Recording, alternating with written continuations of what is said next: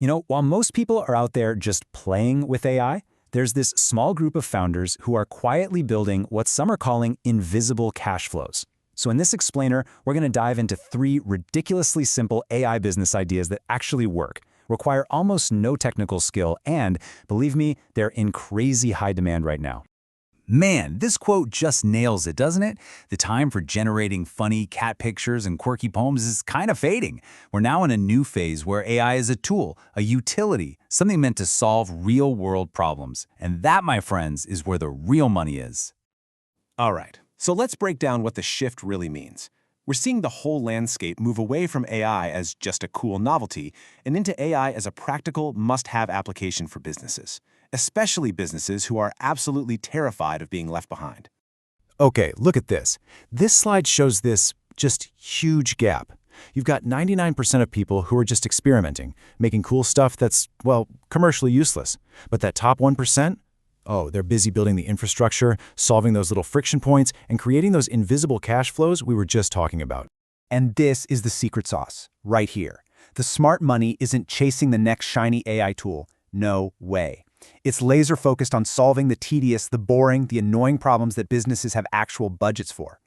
I'm talking faster replies, fewer misleads, and less mind-numbing admin work. Why? Because boring problems have budgets. Okay, so that's the million-dollar question, isn't it? It's one thing to talk about problems, but what are the actual, actionable solutions that people are building and selling right now? But wait, before we jump into the models, let's tackle the elephant in the room. This is the #1 thing that stops most people dead in their tracks. Do you need a computer science degree to build these kinds of businesses? The answer is a big, fat no. Absolutely not. For the models we're about to cover, coding is not a prerequisite. See, the focus here isn't on being a programmer, it's on being a problem solver. That confusion and overwhelm that most business owners feel about AI, that's not a weakness, that's your edge.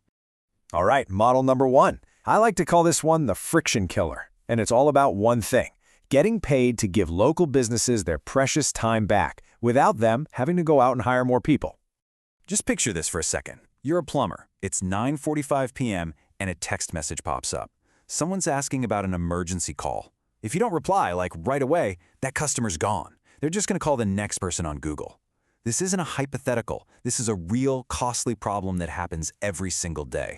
And the solution? It's almost laughably simple. You use a no-code tool, something like Botpress, to build a little AI assistant. Then you train it on that business's specific info, their pricing, their services, all their FAQs. You deploy it on their website or their WhatsApp, and boom, you monetize it with a simple monthly retainer. But here's the best part. The real magic of this model is how scalable it is. Once you build the basic framework for a plumber, you can take like 80% of that work and just replicate it for an electrician, an HVAC company, a roofer, you name it. It's the same skeleton, you're just swapping out the knowledge base. And this is probably the most important part of making this work. You never, ever sell the technology. You sell the outcome. You aren't selling a chatbot. You're selling peace of mind. You're selling faster response times. You're selling more money in their pocket from jobs that yesterday would have been lost forever. Okay, let's move on to Model 2. Now, this one's for you if you're thinking, I want something even more scalable. We'll call this the niche micro tool. And it's all about creating a specialized tool that solves one very specific problem for one very specific industry. Okay. First things first, let's get something straight. The goal here is not to build the next Salesforce. We are not trying to create some massive, complex piece of software that does everything for everyone. No, instead, what you're building is a Micro-SaaS, a tiny little tool that acts as a painkiller for one expensive, super annoying problem.